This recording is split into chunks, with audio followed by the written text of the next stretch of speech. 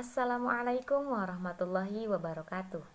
Perkenalkan, saya Dela Sudeko Adabiyah dari Prodi Pendidikan Bahasa dan Sastra Indonesia, Fakultas Keguruan dan Ilmu Pendidikan Universitas Kuningan. Saya di sini akan menyampaikan materi bagian dari mata kuliah Kewarganegaraan yang berjudul Negara dan Konstitusi.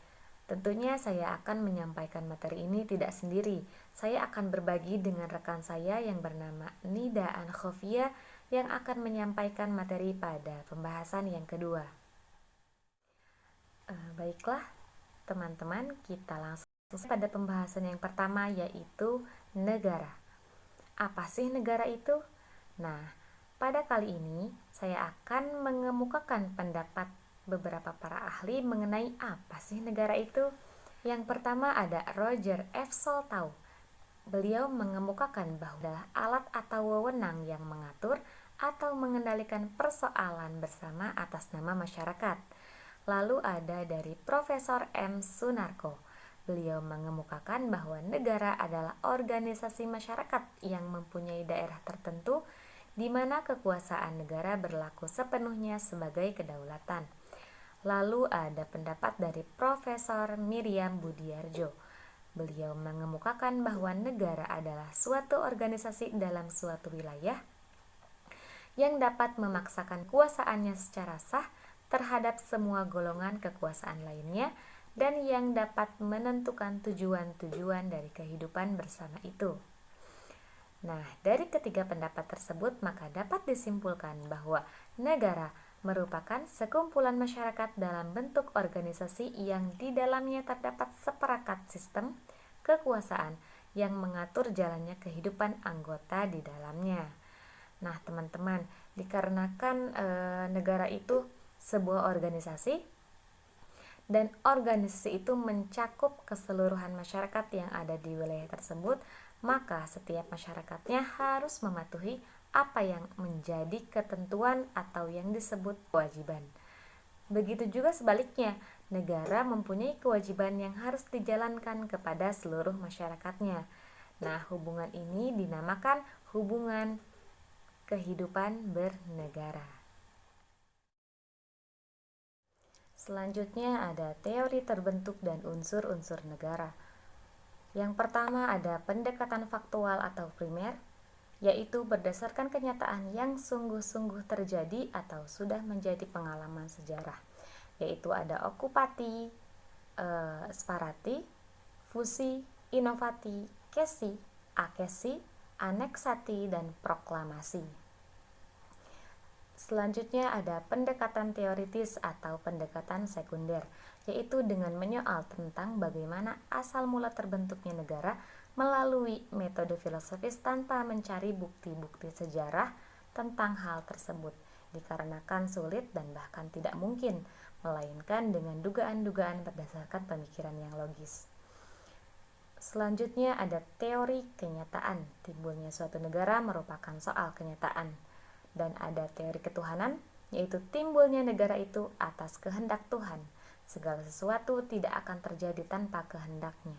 Ciri negara yang menganut teori ketuhanan dapat dilihat pada undang-undang dasar berbagai negara yang mencantumkan frasa berkat rahmat Tuhan atau by the grace of God. Selanjutnya ada teori perjanjian masyarakat.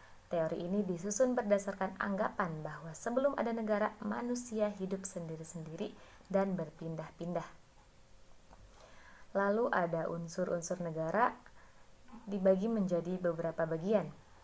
Bagian pertama ada unsur pembentuk negara atau konstitutif, yaitu memiliki wilayah, memiliki rakyat, pemerintahan yang berdaulat. Dan ada unsur deklaratif atau pengakuan. Selanjutnya ada tujuan dan fungsi negara. Tujuan negara Republik Indonesia sudah tercantum dalam pembukaan Undang-Undang Dasar 1945 yang berbunyi untuk membentuk suatu pemerintahan negara Indonesia yang melindungi segenap bangsa Indonesia dan seluruh tumpah darah Indonesia, dan untuk memajukan kesejahteraan umum, mencerdaskan kehidupan bangsa, dan ikut serta melaksanakan ketertiban dunia yang berdasarkan kemerdekaan, perdamaian abadi, dan keadilan sosial dengan berdasarkan kepada ketuhanan yang Maha Esa, kemanusiaan yang adil dan beradab, persatuan Indonesia, dan kerakyatan yang dipimpin oleh hikmat kebijaksanaan dalam permusyawaratan perwakilan, serta dengan mewujudkan suatu keadilan sosial bagi seluruh rakyat Indonesia. Baik, akhir pembahasan mengenai negara ada hakikat negara Indonesia. Yang pertama yaitu negara kesatuan, adalah suatu negara yang merdeka dan berdaulat. Yang kedua ada negara serikat atau federal, adalah suatu negara yang merupakan gabungan dari beberapa negara bagian dari negara serikat itu. Yang ketiga ada bentuk kenegaraan lainnya, diantaranya ada negara dominion. Dan yang terakhir ada negara protektorat, yaitu suatu negara yang berada di bawah lindungan negara pelindung, biasanya soal hubungan luar negeri dan pertahanan. Baiklah, itu pembahasan mengenai negara. Untuk pembahasan mengenainya akan disampaikan oleh rekan saya, Nida Ankhofia. Baik, selanjutnya ada konstitusi negara. Kira-kira apa ya yang dimaksud dengan konstitusi negara?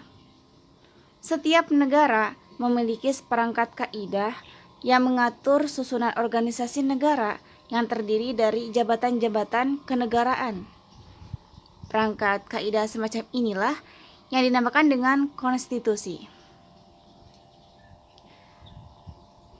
Dan konstitusi juga digunakan untuk menggambarkan seluruh sistem ketatanegaraan suatu negara, kumpulan peraturan-peraturan yang mendasari dan mengatur atau mengarahkan pemerintahan.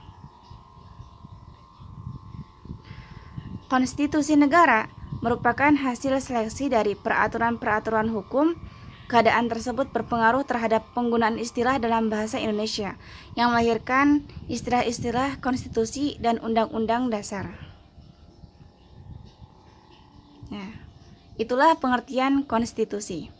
Adapun yang kedua adalah perubahan konstitusi. Kata siapa? Konstitusi itu tidak selamanya menetap.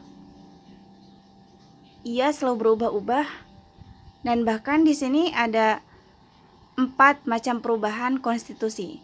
Yang pertama, perubahan konstitusi yang dilakukan oleh pemegang kekuasaan legislatif. Yang kedua, perubahan konstitusi yang dilakukan oleh rakyat melalui suatu referendum.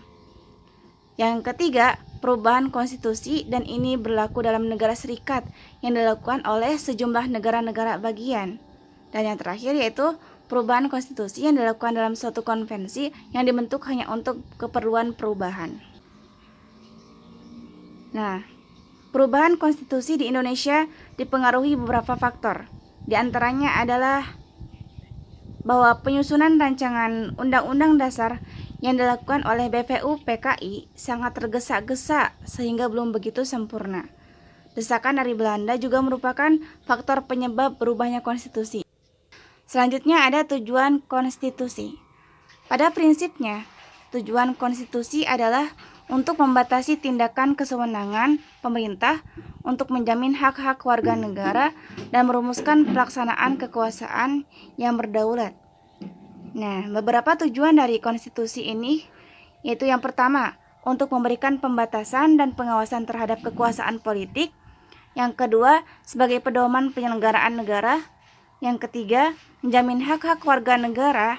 Dan yang terakhir, untuk membebaskan kekuasaan dan kontrol mutlak penguasa. Adapun fungsi dari konstitusi ini sendiri yaitu yang pertama, menentukan dan membatasi kekuasaan pemerintah. Dan yang kedua, menjamin hak-hak asasi warga negara.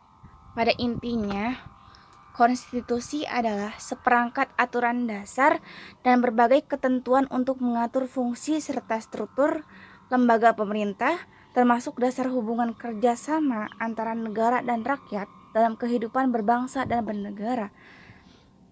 Dan Konstitusi Negara Republik Indonesia adalah Undang-Undang Dasar 1945.